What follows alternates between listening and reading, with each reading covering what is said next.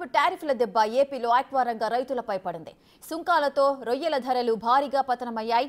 ఉమ్మడి పశ్చిమ గోదావరి జిల్లాలో 1,20,000 ఎకరాల్లో రొయ్యల సాగు జరుగుతోంది. ప్రతి ఏటా 4 లక్షల టన్నుల రొయ్యల ఉత్పత్తి జరుగుతోంది. ఈ నేపథ్యంలో అమెరికా విధించిన భారీ సుంకాలు రైతుల్లో గుబులు రేపుతోంది. దీంతో ఒక్కసారిగా వీరంతా రోడ్డెక్కారు. ప్రభుత్వం తమను ఆదుకోవాలని వేడుకుంటున్నారు. రొయ్యల సాగులో దేశంలోనే నెంబర్ 1 స్థానంలో ఉన్న ఆంధ్రప్రదేశ్ ఒక్కసారిగా కుదేలైంది.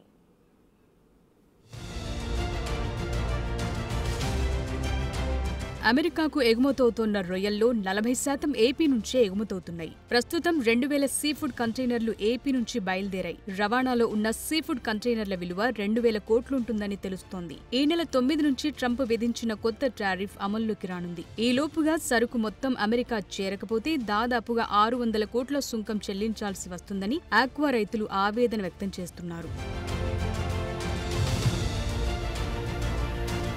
ట్రంప్ టారిఫ్ దెబ్బ ఏపీలో ఆక్వా రైతులకు భారీగా తగలనుండడంతో వారంతా ఆందోళన చెందుతున్నారు. కొందరు రైతులు రోడ్డెక్కి నిరసన తెలిపారు. పాలకొల్లు ప్రధాన రహదారిపై బైఠాయించారు. పాలకొల్లు, నర్సాపురం, ఆచంట నియోజకవర్గాల్లో ఆక్వా సాగుకు రైతులు తాత్కాలిక విరామం ప్రకటించారు.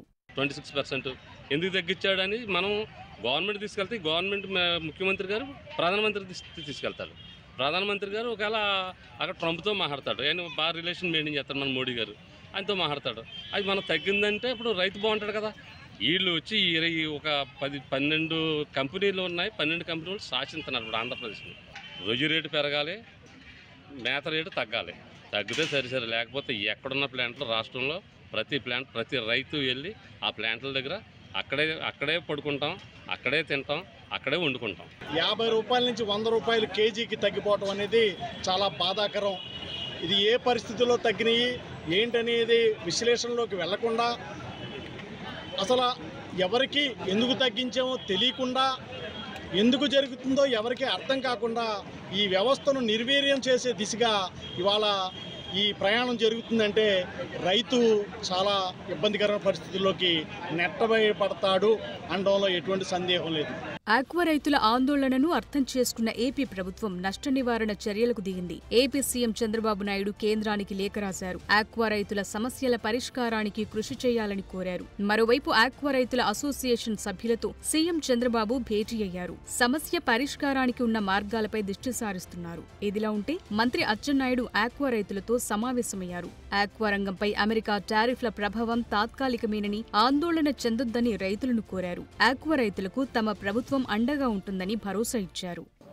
ఏదైతే ఈరోజు కేంద్ర ప్రభుత్వం